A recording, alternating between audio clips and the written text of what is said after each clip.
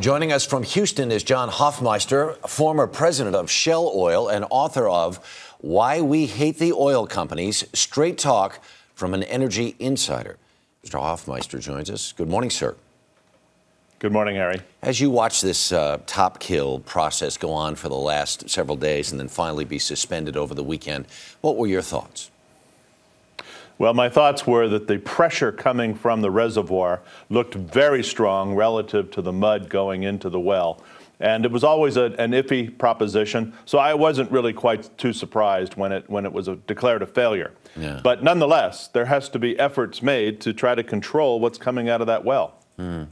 We know now that what they want to do is, snap this riser and then put another pipe on top of it or some sort of a contraption, a dome over it, and hope to suck the oil out that way. What do you think of this plan B? Well, I think if they can, and I'm sure they have, engineered the flange that would hold the two pipes together from the blowout protector to the riser, there's a good chance it could work. It could stem the flow. And the whole point is, let's try to, if we can't stop the oil, let's control the oil so at least it is not entering the sea where it could go anywhere. Yeah. One of the things you've been talking about for weeks now is this idea of bringing super tankers or barges or what have you in there to the site where the oil is rising to the surface and start skimming this oil. Thus far, that idea has not been nobody said, well, let's do that. We asked Tad Allen last week, and he said, well, we're thinking about it. Have you heard a satisfactory explanation as to why that idea has not been implemented yet? Well, I've been advocating the change because I think it's time for a paradigm shift. We've been burning, dispersing, and skimming and booming.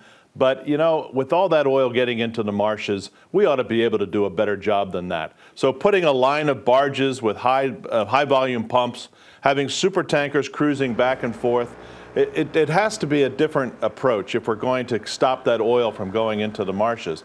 I have heard from yesterday a call from an admiral in the Coast Guard. They are pursuing the idea to see what it would take, what it would look like. And I think what the American people need is really a thumbs up or a thumbs down as to whether it's a viable idea or not.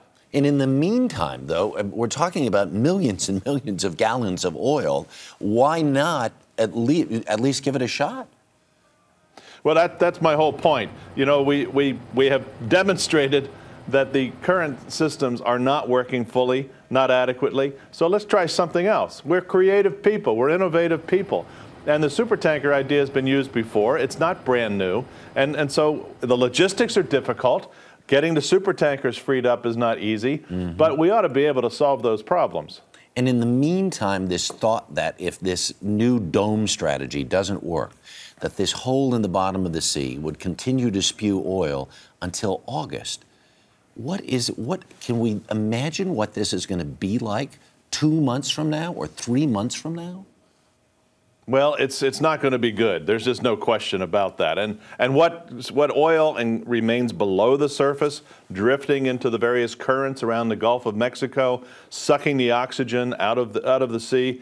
Eventually, the oil will disappear. Eventually, the oil will be eaten by microbes, as it is all over the earth. However, we don't understand the near-term impact. We also don't understand what if the hurricane season starts churning these tides, churning the ocean to the fact that massive quantities of oil end up on the beaches of Louisiana and the rest of the Gulf.